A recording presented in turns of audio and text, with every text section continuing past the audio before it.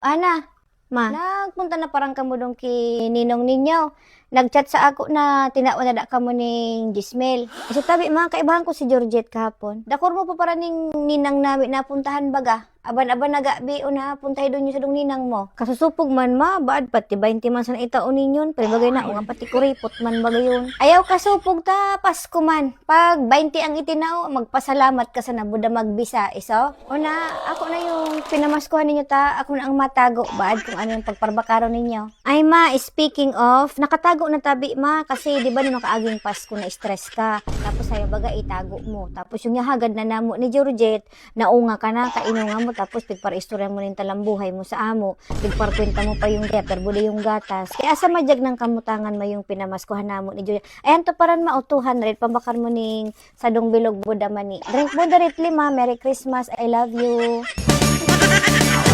Don't want